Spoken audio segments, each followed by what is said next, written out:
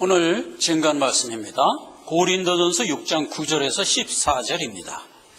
불의한 자가 하나님 나라를 유업으로 받지 못할 줄을 알지 못하느냐? 미혹을 받지 말라. 음란하는 자나 우상 숭배하는 자나 간음하는 자나 탐색하는 자나 남색하는 자나 도적이나 탐남하는 자나 술 취하는 자나 후욕하는 자나 토색하는 자들은 하나님의 나라를 유업으로 받지 못하리라. 너희 중에 이와 같은 자들이 있더니 주 예수 그리스도의 이름과 우리 하나님 성령 안에서 씻음과 거룩함과 의롭다함을 얻었느니라. 모든 것이 내게 가하나 다 유익한 것이 아니요 모든 것이 내게 가하나 내가 아무에게든지 제재를 받지 아니하리라. 식물은 배를 위하고 배는 식물을 위하나 하나님이 이것저것을 다 폐하시리라. 몸은 음란을 위하지 않고 오직 주를 위하며 주는 몸을 위하시느니라. 하나님이 주를 다시 살리셨고 또한 그의 권능으로 우리를 다시 살리시리라. 아멘. 성도의 몸, 오늘 부활주일 예배로 은혜를 받고자 합니다. 모든 사람들은 영과 몸 이렇게 두 개체로서 되어진 것을 우리가 다 압니다. 성경이 일관된 말씀을 보면 육은 멸할 수밖에 없는 것으로 규정하고 있습니다. 오늘 이 본문 말씀에 쭉 보면 육이 가지고 있는 속성을 10가지를 나열했어. 근데 육의 속성이 엄청 많은데 10가지를 이렇게 대표로 한 거예요. 한번 볼까요? 음란, 우상숭배, 간음, 탐색, 남색 동성이에요. 도적, 탐남, 술취함, 후욕, 토색 이런 속성들이 있습니다. 우리 성도들의 몸도 이러한 속성을 본능적으로 가지고 있어요. 그래서 이걸 가지고 지금 살아가는데 11절에 보니까 하나님이 그러한 가운데 성도의 몸을 위하고 계세요. 이렇게 죄 중에 있는 몸인데 주님이 위해요. 왜 위하는가를 보니까 예수께서 구원하시려고 십자가 못 박혀 죽으시고 성령이 들어와 내주하고 계세요. 그래서 비록 죄된 몸이지만 성도의 몸 안에는 예수님이 함께 계시고 있기 때문에 우리의 몸을 위할 수밖에 없는 그런 위치가 된 거예요. 예수님이 우리 몸 안에 들어와서 우리가 지금 성전되어 있거든요. 그 다음 구절을 보면 그 얘기가 나와요. 성전이 되어 있는데 성전이 되어 있다고 해서 우리의 몸이 온전하게 된 건 아니에요.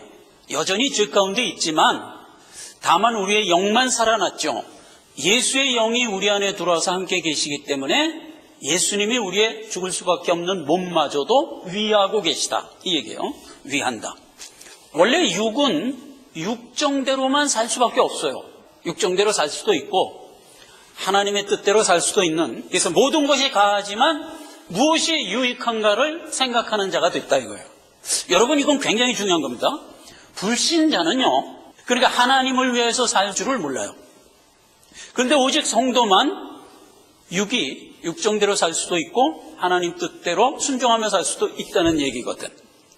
불신자들도 육정을 좀 제어하면서 살던데, 맞아요. 그들도 제어하는데 제어하는 목적이 우리와 틀려요. 여기 10가지가 있는데 예를 들어서 우상 숭배를 하기 위해서 탐색을 절제하는 수는 있어. 술 취하는 것을 위해서 탐남을 절제할 수는 있어요. 이것을 이것보다 낮게 여겨서 무언가를 하나 절제할 수는 있어요. 불신자도 그럴 수는 있어요. 그런데 성도들처럼 하나님 뜻 때문에 절제하는 것은 없어요. 그렇게 틀린 거예요. 오직 성도만 하나님 뜻에 순종하기 위하여 육정을 절제할 줄 아는 자가 되었다 이 말이에요. 13절을 봅시다. 식물은 배를 위하고 배는 식물을 위하나 하나님이 이것저것 다 폐하시리라. 육정이 요구하는 것은 물질이에요. 우리가 음식을 먹고 물을 마시고 하는 식으로 물질을 공급받지 않으면 우리의 육은 죽어요. 그러니까 하나님이 우리의 일생 동안 죽지 않게 하려고 물질을 공급해 주는 겁니다. 물질과 육은 서로 없으면 안 되는 관계인 거예요. 서로가 서로를 위하는 거예요. 그런데 하나님이 물질과 육은 폐할 거래요. 그런데도 불구하고 우리를 위하고 계시고, 그래서 우리의 육도로 뭐라고 명을 하냐? 이제부터 주를 위하며 살라. 이렇게 명했다는 거예요. 이게 성도의 몸을 얘기하면서 지금 불신자들의 삶과는 다른 국면으로 지금 들어오고 있는 겁니다. 그래서 하나님이 주를 살리셨고 또한 그의 권능으로 우리를 다시 살릴 거다 해서 몸에 대한 소망을 마지막으로 주는 겁니다. 근데 예수가 이거를 샘플로 보여줬죠. 예수님도 죽었었잖아요. 그랬는데 하나님이 살리셨어요. 그래서 부활을 했다고요. 그래서 그와 같이 우리도 마지막 날에 살릴 것이다 하는 소망으로 된 문구입니다. 오늘 성도의 영과 몸에 대해서 알아보는 것으로 은혜를 받고자 하는 겁니다. 자, 여러분, 성도의 영 그러면 하나님이 십자가 대속으로 구원할 때 우리를 살렸어요. 그때 우리의 영을 살린 거예요. 에베소서 4장 12절에 보면 우리가 다 하나님의 아들을 믿는 것과 아는 일에 하나가 되어 온전한 사람을 이루어 그리스도의 장성한 분량에 충만한 데까지 이르리니 이랬어요. 그래서 우리의 영을 이제부터 자라나도록 이끄세요. 근데 어떻게 이끈다? 여기 얘기했죠. 사도, 선지자 혹은 복음 전하는 자, 목사, 교사 이런 사람들을 우리 주변에 보내주셔서 하나님의 말씀을 계속 공급받아 자랄 수 있도록 이렇게 인도하셨다 이거예요. 데살로니가전서 5장 23절 너희로 온전히 거룩하게 내 일생 동안 보존하기를 원한다. 영과 혼과 몸을 보존해 준대요. 그러면 영은 이제 지금 얘기한 이 영이고 혼과 몸이 육이에요. 만질 수 있는 이 물질로 된 것이 육이지만 살아났기 때문에 반응하는 것이 혼이에요. 혼과 육은 몸 그러는 거예요. 하나님이 우리의 일생 내내 영은 뭐 자라나도록 보존을 하지만 육도 우리 일생 내내 보존해 주는 거예요. 그렇게 선언을 하고 영에게 다시 명을 합니다. 육을 다스리는 일로 해라 이거예요. 영이 자라나는 것은 육을 관리하고 다스리는 상태에서 자라도록 했다 이거예요. 영을 자꾸 대적하죠, 육이. 그 대적하는 가운데 자라도록 했다 이거예요. 그래서 그 얘기가 로마서 9장입니다. 리브가에게 이르시되 큰 자가 어린 자를 섬기리라 하셨나니 비록된 바 내가 야곱은 사랑하고 에서는 미워하였다 하신 것 같다. 로마서에서 영이 자라나야 될 얘기를 구약의 어떤 사건을 모형으로 해서 지금 이렇게 알려주고 있어요. 근데 구약의 사건은 이삭이 아들을 낳는데 쌍둥이를 낳았어요. 큰 자가 에서, 작은 자가 야곱. 근데 하나님이 작정으로 선포한 게 뭐죠? 에서는 미워하고 야곱은 사랑했대. 에서가 큰 자인데 에서 보고 야곱을 섬기라고 명했다 이거예요. 그래서 그 명을 받고 태어난 게 에서와 야곱인데 이것은 본체로 들어오면 바로 우리 안에 있는 영과 육에 대한 모형이라고요. 우리의 육은 하나님이 미워하는 거예요. 영은 사랑하는 거예요. 그래서 하나님이 영에게 생명을 주어 살렸어. 그리고 육을 다스리라 이렇게 영 보고 명한 거예요. 육은 이제 하나님과 원수가 되는 입장이잖아요. 근데 그러한 육을 다스리며 내 일생을 살아가는 동안 그 영이 육을 다스리며 평생 사는 동안 자기도 모르게 자라난다 이거예요. 그러니까 그리스도의 장성한 분량까지 자라나도록 돼 있다고요. 그럼 육은 어떻게 되느냐? 영을 섬기며 쭉 일생을 살다가 육은 나중에 어떻게 되느냐? 결론부터 얘기하면 신령한 몸으로 새 몸이 되어줄 거예요. 여기서 이제 한 가지 확실히 하는 것은 영은 자라나야 할 대상, 육은 자라나야 할 대상은 아니에요. 다만 새 옷으로 바꿔 입어야 될 대상이다 이거예요. 그래서 육을 하나님이 거하는 내 영이 거하는 전이다. 그래서 항상 성경은 육을 영이 입고 있는 옷으로 표현해요. 그래서 육은 자라날 필요는 없어요. 여러분 우리가 입고 있는 옷 보고 자라나라 그러면 되나? 그건 안 돼요. 그런데 옷에게는 어떤 명이 주어지냐? 쭉 내 일생 끝나고 새 옷으로 갈아입혀 주겠다 이거예요. 그러니까 단번에 완성시켜 주는 거예요. 육은 자라남의 대상이 아니야. 새 옷 입혀주면 되는 거야. 영은 자라나야 될 대상이야. 이렇게 영과 육을 이해하란 말이에요. 자, 그래서 육에 대한 얘기를 오늘 하고자 하는 겁니다. 왜냐하면 육은 새 옷으로 갈아입어야 될 대상이라고요. 즉 부활의 대상이란 말이에요.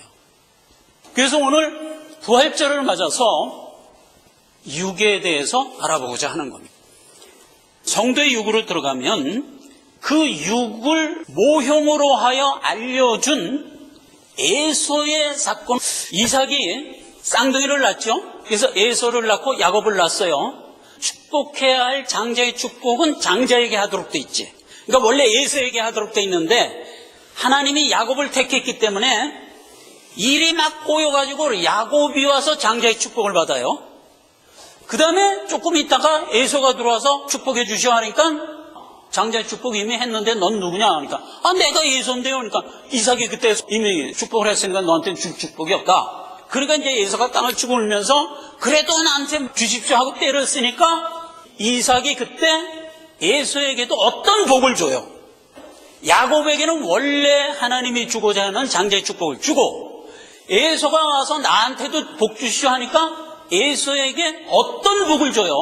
그래서 야곱이 받은 복, 에서가 받은 복을 들어가 보면 그게 곧 우리의 영이 받을 복, 그리고 우리의 육이 궁극적으로 받을 복에 대한 이 얘기다 이 말이에요. 먼저 야곱은 뭐죠? 우리 영이 받을 복이에요. 창세기 27장 28절 29절입니다.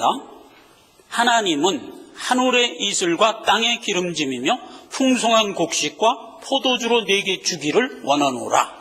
이렇게 기본적으로 복을 주고 그 다음에 29절에 만민이 너를 섬기고 열국이 네게 굴복하리니 네 형제들이 주가 되고 네 어미의 아들들이 네게 굴복하며 그 다음에 네게 저주하는 자는 저주를 받고 네게 축복하는 자는 복받기를 원하노라. 이렇게 복을 줘요.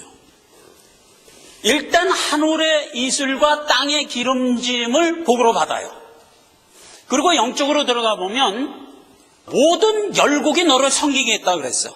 만약 네가 누구를 축복하면 그가 복을 받고 만약 네가 누구를 저주하면 그가 저주를 받는데 거꾸로 사람들이 너를 축복하면 그가 축복을 받고 그리고 사람들이 혹 너를 저주하면 네가 저주를 받을 거래. 그래서 복의 근원이 됐어요. 성경에서 복의 근원 그러면 누구죠? 믿음의 조상 아브라함이에요. 이 복은요 모든 믿는 자들이 가지고 있는 복이에요. 즉 우리 안에 있는 영의 복이에요.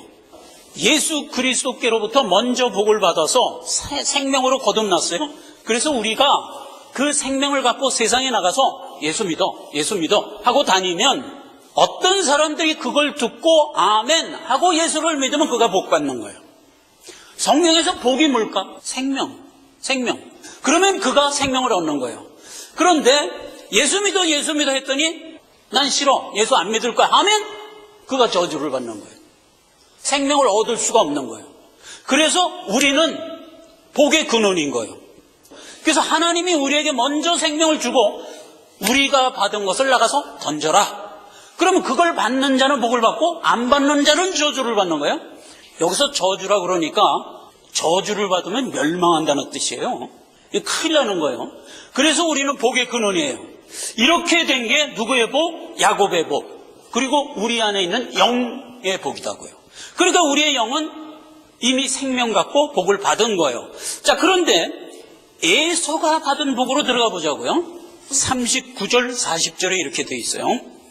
너의 주소는 땅의 기름짐에서 뜨고 내리는 하늘 이슬에서 뜰 것이며. 그래서 일단 복을 주는데 이 복은 아까 야곱에게 준 복과 전반전이 같아요. 그렇죠? 아까 야곱에게서도 하늘의 이슬, 땅의 기름짐을 복으로 줬다고 그랬거든. 그런데 에서도 똑같이 그걸 복으로 주는 거야. 에서나 야곱이나 이 땅을 살아가는 동안에는 하나님이 기본적인 복을 줘요.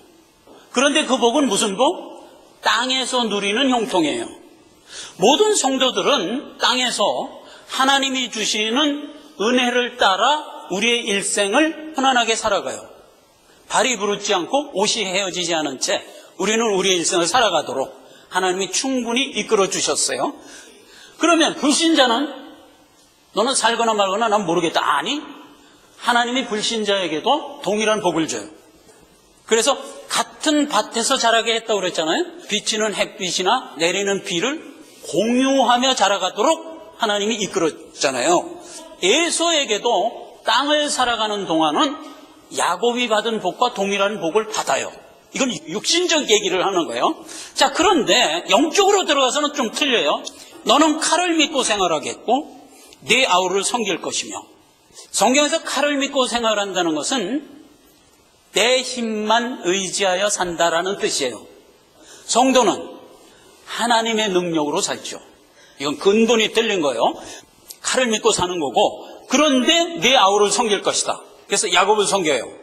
그래서 실제로 이스라엘 역사에서 200년 이상 에서를 식민지로 거느렸죠. 그러니까 우리도 마찬가지예요. 우리의 일생 내내 우리의 살아난 영이 내 육을 다스리면서 살아가야 돼요. 아우를 섬길 것이며, 내가 매임을 벗을 때는 그 멍에를 내 목에서 떨쳐버리리라. 내가 매임을 벗을 때는 우리의 일생을 다 하면, 이런 얘기예요. 우리의 일생을 다 하면 육정이 가지고 있던 멍에를 벗어버린대. 우리가 이제 평생 육정이 어떤 고난 중에 살잖아요. 뭐 날씨가 추우면 감기도 걸리고, 또 뭐 운동 안 하고 게으르면은 몸에 자꾸 이런저런 병도 나고, 그래서 그 연약을 이기면서 이제 우리의 일생을 힘겹게 살았어요. 그런데 우리의 일생이 딱 끝나면 그 모든 육정이 받고 있던 괴로움과 환난에서 멍에를 탁 벗어버리는 거야. 이게 누구? 예수래니까. 성도의 몸에 대한 상징이에요. 그래서 모든 성도는요, 평생 힘겹게 살아가요. 육정 자체가 세상 것을 필요로 하며 살아가는 존재다 보니까 세상 살아가는 게 힘겨워. 그렇게 해서 힘겹게 살아가지만 일생 마치면 어떻게 된다고요? 그 모든 힘겨운 것을 내려놓는다고요. 그럼 여러분, 불신자들도 그럴까? 요거 생각해 보셨어요? 여러분 가끔 초상집에 가서, 아니면 뭐 신문지상에 누가 죽었어.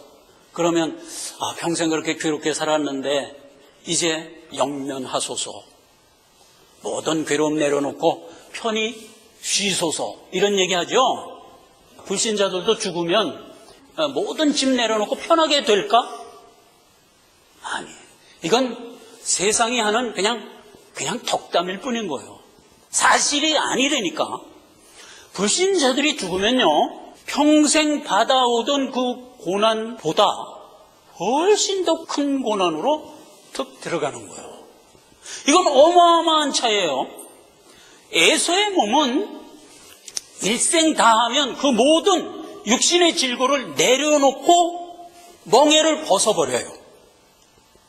이게 우리의 몸이에요. 그런데 불신자의 몸은 아니에요. 일생 다하면 살았을 때 느낀 것보다 훨씬 더 큰 고통으로 들어가는 거예요. 여러분 가끔 자살하는 사람들 뉴스에서 보죠. 야, 이거 인생 살기 너무 힘들다, 너무 괴로워서 못 살겠다, 그래서 방 자살을 해버렸어. 그러면 그 사람은 그 모든 고통에서 이제 다 해방이 돼갖고 이제 자살해서 죽었으니까 이제 편하게 됐다, 보통 이렇게 생각하죠. 천만에 맞습니다. 자살하는 사람이 자살하는 순간 그는 깜짝 놀랄 거예요. 이게 뭐야? 죽고 나니까 살았을 때 느낀 고통의 수천 배의 고통으로 들어가 버렸는데, 이런 어마어마한 진실이 숨어 있다고요. 그게 원래 죄된 육이 가지고 있는 속성이며 하나님이 작정한 원리라고요. 누구나 죄인은 죽은 후에는 심판이 있는 거예요. 그럼 그 심판에서 벗어나려면 어떻게 된다? 구원받은 영과 함께 묶인 몸이 되어야 돼요. 이거는 은혜죠. 하나님이 나를 구원했기 때문에 내 영이 살아났고, 그래서 그 살아난 영에 함께 살고 있는 몸에 부여된 은혜죠. 그래요. 그래서 내 생을 다할 때에는 멍에를 벗어놓으리라 라는 엄청나게 큰 복이 누구에게 있다? 성도의 몸에게 있다고요. 불신자의 몸은 어림도 없는 얘기하지 말란 말이에요. 불신자의 몸은 생 다하는 그날 더 큰 고통으로 들어가는 거예요. 이건 큰일 나는 거예요. 이걸 불신자들이 좀 모르기 때문에 지금 무식하게 편안하게 살지. 그가 일생을 마치면 그는 누가복음에 나오죠. 부자와 나사로의 비유에서 부자가 평생 연락하면서 살다가 죽었어. 그때는 어디로 갔다고? 음부의 불꽃 가운데로 들어갔다고 돼 있죠. 그래서 거기서 불꽃 중에 고민하는 거야. 그래서 그때서야 뭘 깨달아요? 살았을 때 믿을 걸 하고 깨달았다는 얘기 아니에요.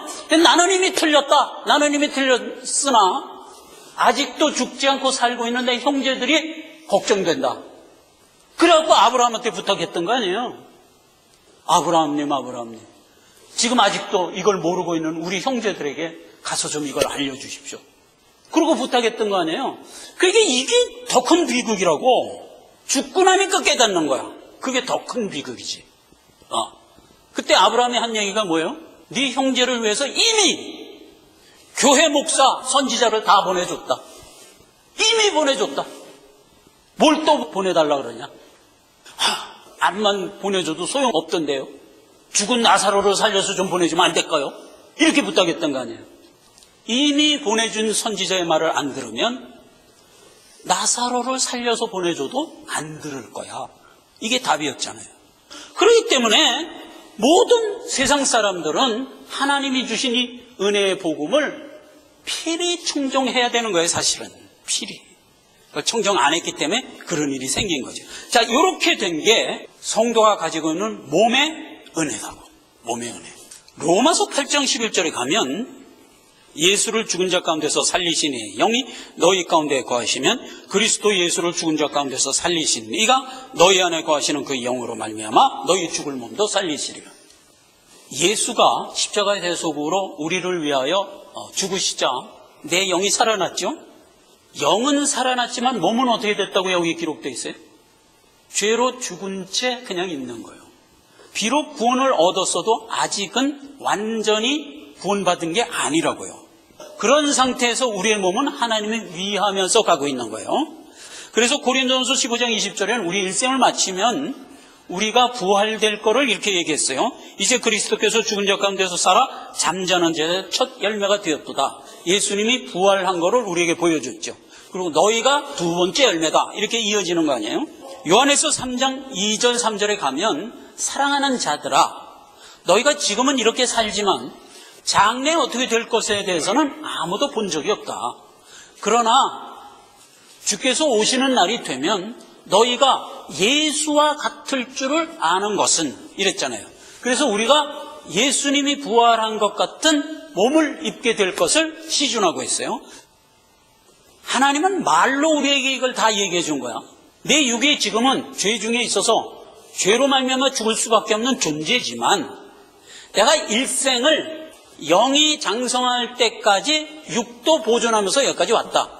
그래서 주님이 재림하는 날 내 육을 새 몸으로 입혀줄 것이다. 이렇게 말로 했죠. 그러니까 우리 그 소망을 갖고 있는 거예요. 그런데 그걸 말로만 했을까? 3번 보여줬어요. 표적으로 3번 보여줬어요. 그거 살피고 이 시간 마치도록 하겠습니다. 한 번 언제 보여줬냐면 요한복음 11장에 나사로가 죽었어. 나사로가 죽은 걸 예수님이 가서 나사로야 나오라. 그랬더니 이 그림대로 옛날 사람들 죽으면 다 붕대로 칭칭 감잖아요. 그 붕대로 칭칭 감은 채로 걸어 나오는 거야. 성경은 어떻게 묘사되어 있어요? 죽은 지 사흘이 돼서 이미 썩어 냄새가 났다고. 그랬는데 살렸어. 그러니까 붕대로 칭칭 감은 채 이렇게 걸어 나온 거야. 요때 한번 보여준 거예요. 요 표정. 그 다음에 또 한 번 언제 보여줬냐? 예수님이 십자가에 못 박혀 죽으시던 날. 마태복음 27장 57절에 보면 무덤들이 열리며 자던 성들의 몸이 많이 일어나되 예루살렘 인근에 있는 많은 무덤들이 있어요. 근데 그 무덤들이 열리면서 거기서 죽어있던 사람들이 막 일어난 거야. 요한복음 11장에는 나사로 하나를 살리는 것으로 표적으로 보여줬는데 예수님 십자가에 돌아가시던 날은 집단적으로 보여준 거야. 그 무덤들이 열리면서 죽은 자들이 많이 일어나갖고 많이 나왔어. 그래서 그 많이 나와갖고 그거를 읽어보면 그 성도들이 예루살렘에 들어가서 거룩한 자들하고 같이 지낸 거야. 그렇게 해갖고 집단적으로 보여줬어. 그래서 이게 2번 보여줬어요. 우리는 이때 안 살았으니까 못 봤다 이렇게 얘기할 게 아닌 거예요. 성경이 이 사건은 역사적 사건으로 기록을 했기 때문에 이거는 안 봤지만 본 거나 마찬가지예요. 역사적 사건이기 때문에 이건 본 거나 마찬가지예요. 그러니까 우리가 다 본 거예요. 마지막으로 한 번 언제 보여줬나? 예수님이 죽으시고 사흘 만에 부활하여 우리에게 보여줬어요. 그래서 이 3번을 보여준 거예요. 그런데 예수님이 살아나셔가지고 우리에게 하루 이틀 보인 게 아니에요. 제자들과 함께 40일을 함께 계셨어요. 충분히 보여준 거야. 그리고 감람산에서 500의 형제를 모아놓고 보는 데서 승천해 갔어요. 보는 데서. 그래서 수많은 증인들이 그때 생겨난 거야. 그렇게 해서 보여준 게 부활이라고요. 죽은 자가 살아나는 표적을 3번 봤어요. 그런데 나사로하고 무덤들이 열리면서 많은 죽은 자들이 일어난 이 두 사건은 예수님이 살아난 몸하고 틀려요. 여러분, 살아난 나사로가 지금 살았을까 죽었을까? 당연히 죽었어요. 그 병에서만 그냥 살아나갔고 자기 일생 더 살다가 그냥 죽은 거예요. 그러니까 이거는 문자 그대로 표적이에요. 죽은 자가 이렇게 살아날 수 있다는 것에 대한 표적이에요. 단순히 표적이에요.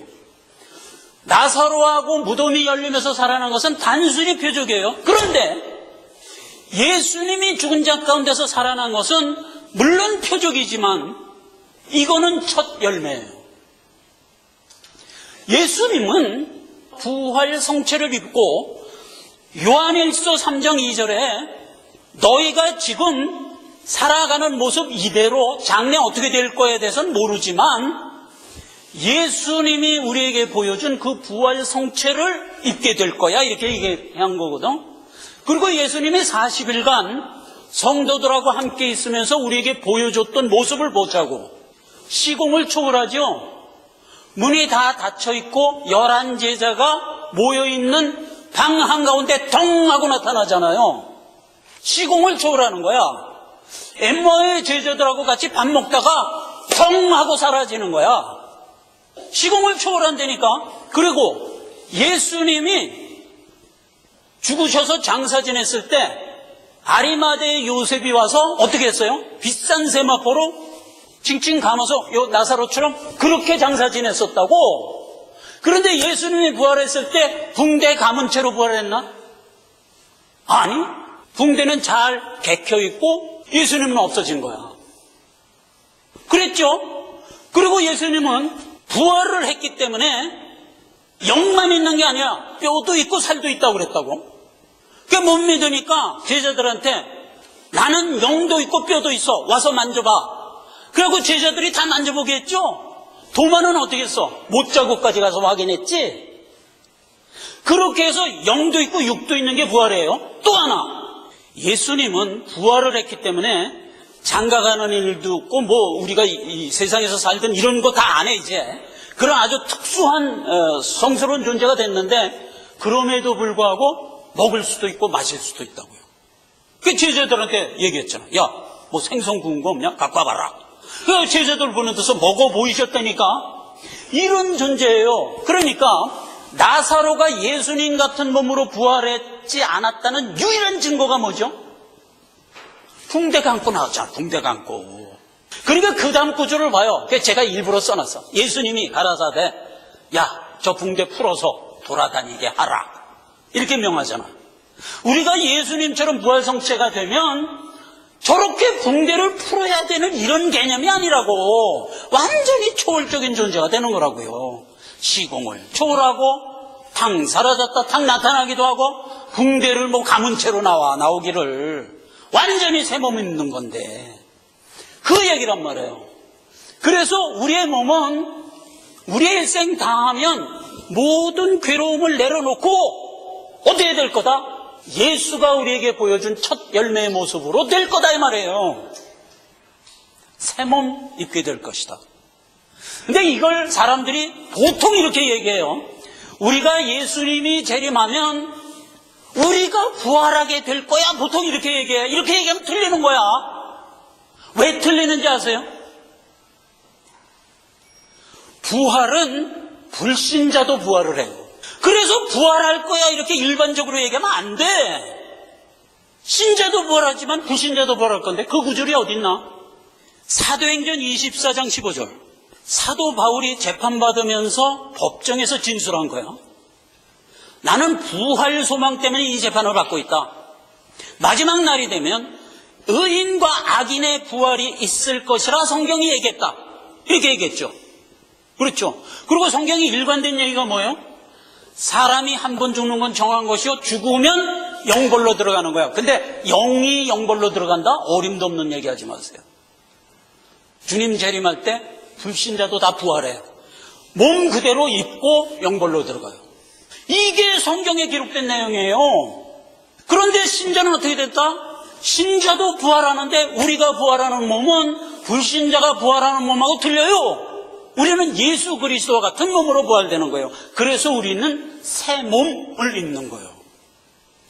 우리의 육은 무엇의 대상이라? 새 몸 입을 것에 대한 대상이다 이 말이야. 우리의 영은 자라나야 될 것에 대한 대상이다 이거예요. 여러분, 인본주의 교회, 신신학을 한 교회에서는 부활을 부정하는 거 여러분 아시죠? 제가 내일이면 이제 노예 가요. 노예 가면 아주 원로 목사님들이 오셔서 옛날 청년 때 많은 사람들하고 더불어 목회하던 때 얘기를 많이 해줘. 77년도쯤에 강남이 그때 막 개발될 때야. 근데 그 강남 한 구석에 소망교회를 딱 세운 거야. 어떤 목사님이, 박선희 목사야. 교단은 틀려요.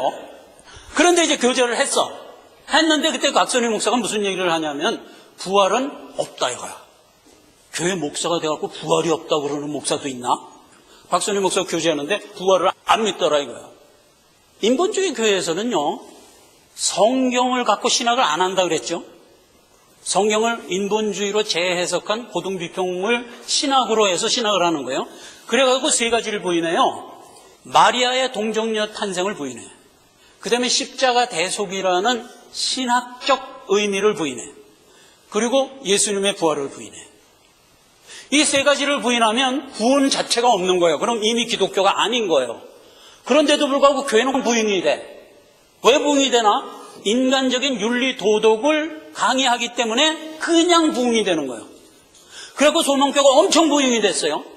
그러나 소망교회 다니는 사람들은 복음의 말씀 한마디도 못 들은 채 신앙생활을 하고 있는 거야. 그들이 주장하는 건 부활은 하나의 상징이다 이거야. 세상에 하고도 많은 악한 사람들이 있지 않냐. 근데 그 악한 사람들이 어느 날 호련히 깨닫고 갱생된다는 것에 대한 강력한 상징이다. 이렇게 가르쳐요. 죽은 자가 살아난다는 뜻이 아니고, 야, 죽은 자가 어떻게 살아나냐. 그런 게 아니고, 이건 상징적인 얘기야. 이렇게 가르친다니까. 그러니까 인본주의 사조를 가진 사람들은 훨씬 더 잘 믿어요. 원래 이단은요, 영적인 얘기 할 줄 몰라요. 무슨 얘기를 하나? 육적인 얘기를 해요. 그럼 육적인 얘기를 하면 누가 제일 잘 알아듣나? 육정에 있는 사람이 제일 잘 알아듣지. 그래갖고 옛날에 문선명이가 막 전도를 했어. 그들이 가서 하는 얘기가 다 육적인 얘기거든. 이대를 간 거야, 이대. 그 이대 가서 막 선전을 했어. 그랬더니 이대생들이 집단적으로 통일교 신자가 돼버렸네. 그래갖고 기독교에서 한동안 논란거리가 됐었어요. 야, 이거 우리가 틀린 거냐? 저들이 옳은 거냐? 이래갖고 한동안 기독교가 큰 혼란에 빠졌었어요. 그랬는데 나중에 알고 보니까 너무나 간단한 얘기야. 이 대생들이 집단적으로 문선명 교인이 된 거는 너무나 당연한 거예요. 육적인 얘기를 하니까 육적으로 지성이 충만한 사람들이 훨씬 더 미혹이 빠르지. 당연한 얘기를 한 거예요. 이와 같이 오늘날 부활은요, 성경이 얘기하는 대로 믿는 진리대로 돼야 돼요. 이거를 뭐 상징이다 뭐다 해갖고 얘기하는 건 다 우리가 믿으면 안 돼요. 우리 성도는 영을 하나님이 먼저 살렸고 평생 그 몸 비록 죄된 상태로 있지만 하나님이 함께 보존하여 마지막 날 우리는 멍에를 벗고 새 몸 입을 것이다. 이 소망을 우리가 가지고 지금 복되게 신앙생활을 하고 있는 것이다. 기도하겠습니다. 아버지 하나님, 은혜를 감사드립니다. 오늘 부활주의를 맞아서 성도의 몸에 대한 비밀을 잘 이해하고 돌아갑니다. 평생 신앙생활을 하는 가운데 영에 순종하며 살다가 마지막 날 새 몸 입을 존재인 것을 깨닫고 하나님 앞에 다시 한번 감사를 드립니다. 예수님의 이름으로 기도했습니다. 아멘.